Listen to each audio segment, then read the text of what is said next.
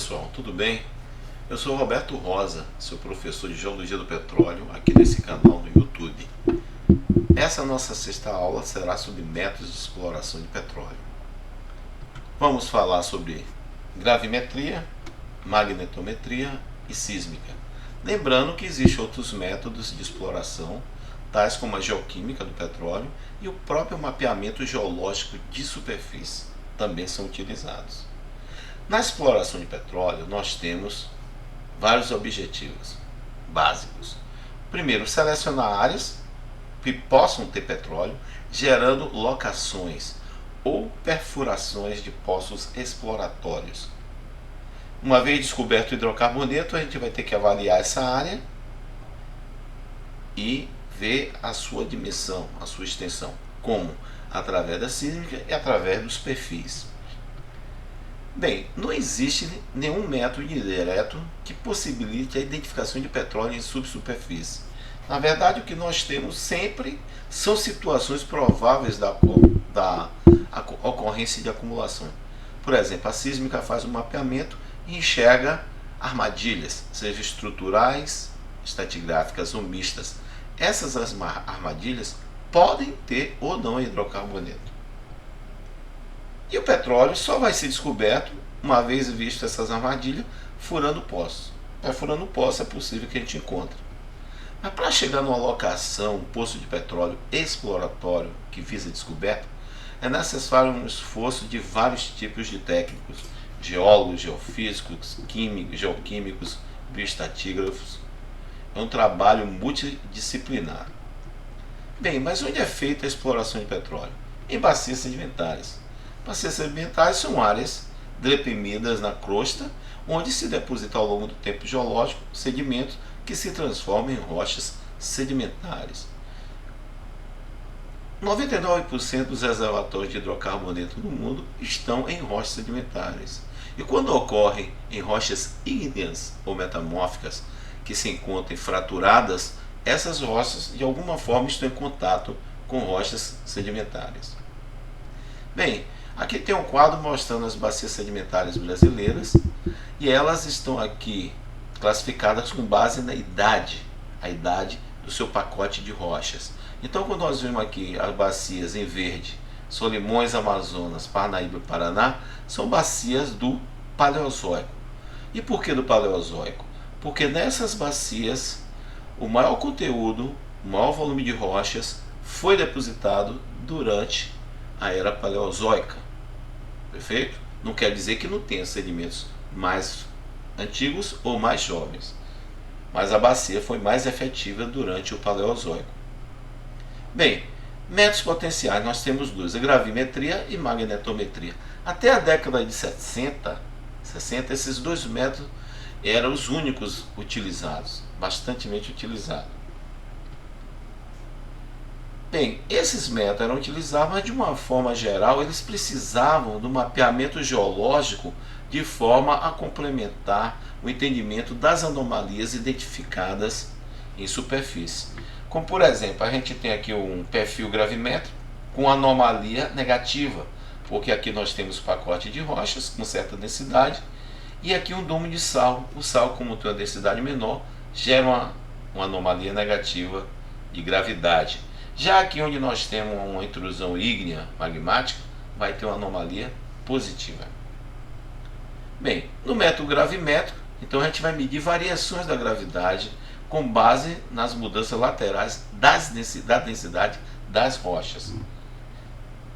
Mais um exemplo, onde a gente mostra uma anomalia negativa e uma positiva. No caso aqui um domo de sal e aqui um minério de ferro em profundidade. Outras formas, outros elementos podem gerar anomalias similares. Bem, aqui nós teremos um mapa residual Purguet, é um mapa gravimétrico. Aqui nós temos o rift do recôncavo Tucano-Jatobá, onde nós temos aqui uma seção geológica oeste e leste, mostrando a bacia de Tucano, aqui o alto do embasamento e chegando na parte marítima da bacia Sergipe-Alagoas, que geraria um perfil gravimétrico como esse aqui acima. Aqui mostrando uma bacia em forma de rift com grabens e roster. Observe que aqui embasamento, aqui sedimento, rochas sedimentares, sedimento, rochas sedimentares, embasamento. Essa variação das densidades é que vai dar as nossas anomalias de gravidade.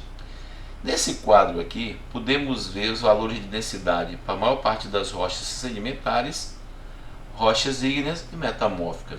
Então a gente percebe que as rochas ígneas e metamórficas ela tem valores de densidade muito maior. Isso vai ressaltar no mapeamento gravimétrico. Vai ser ressaltado no mapeamento gravimétrico.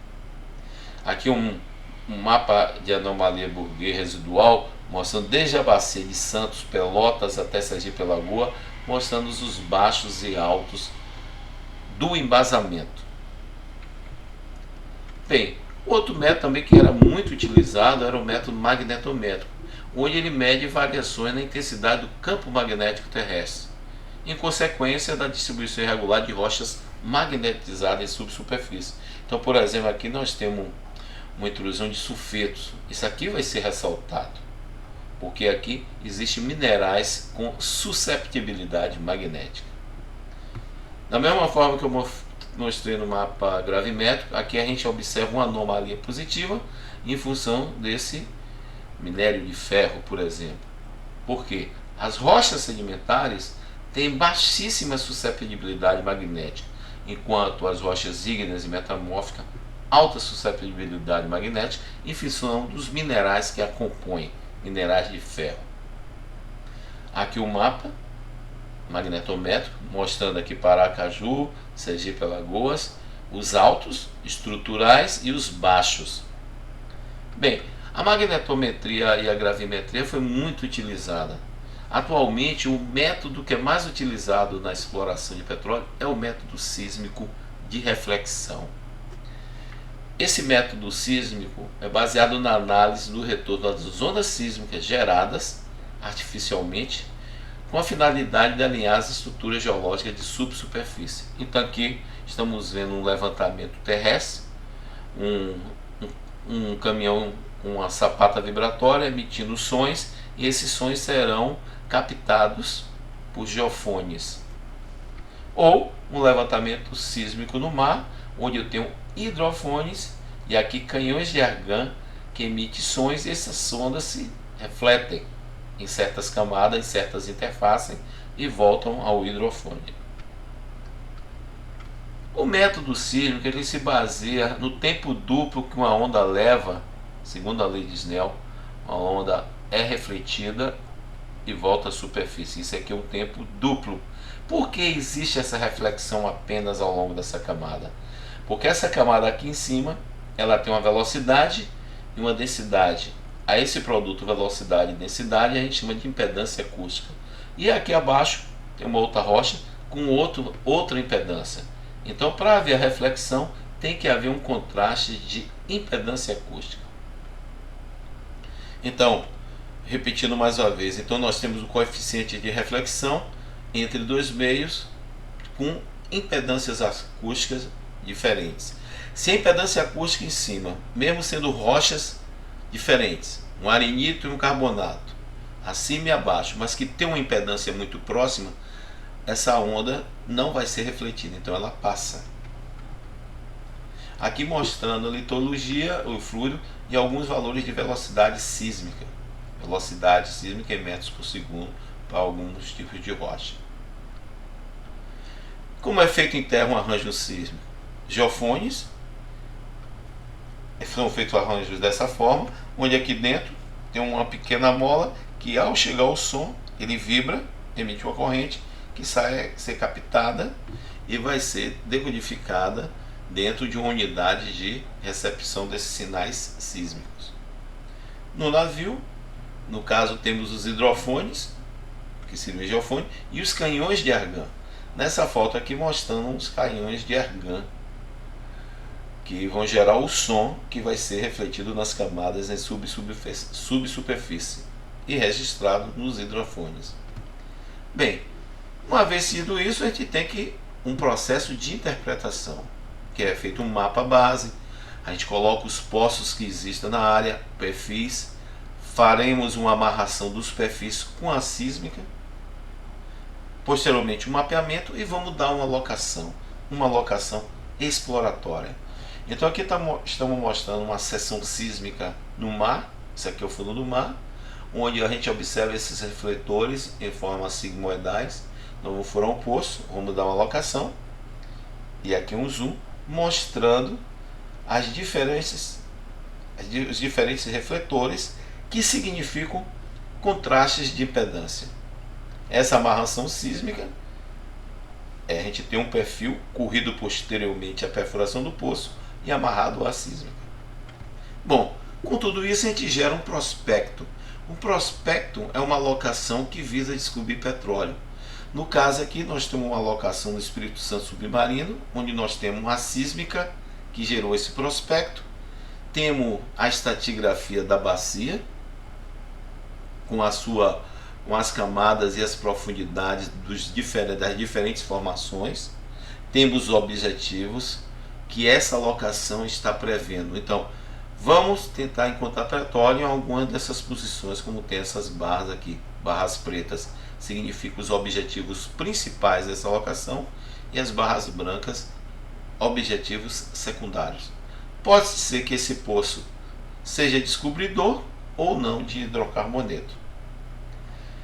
Para complementar, terminar nossa aula, aqui nós temos uma seção sísmica lindíssima na Bacia de Santos, onde nós vemos aqui o sal, o fundo do sal, a base do sal, onde nós temos aqui os carbonatos do pré-sal, principal descoberta da Petrobras nos últimos anos. Com a sísmica e com a sísmica interpretada, muito mais fácil, né? De verificar. Então aqui o sal, aqui os carbonatos do pré-sal, a rocha geradora e o sal que forma essa rocha selante ou capeadora. Bem, isso é o que a gente tinha a falar de exploração de petróleo. Foi muito breve. Exploração a gente poderia ter uma aula aqui de 2, 3 horas e mesmo assim ainda faltaria tempo. Eu tentei ser bem breve, o mais breve possível, mostrando que hoje, dentro dos métodos exploratórios utilizados pelas empresas de petróleo, o método sísmico é o mais utilizado. A magnetometria e a gravimetria têm sido muito pouco utilizada na área de petróleo. Bem, se você achou interessante essa aula, inscreva-se no nosso canal aqui no YouTube, Geologia do Petróleo por Roberto Rosa, e siga a gente no Instagram. Nós temos aqui esse Instagram, Geologia Perfilagem R. Rosa, onde sempre eu estou postando fotos, figuras e discutindo essas figuras, sempre relacionado à geologia do petróleo ou à perfilagem. Isso era o que eu tinha a apresentar para vocês. Obrigado e até a próxima aula.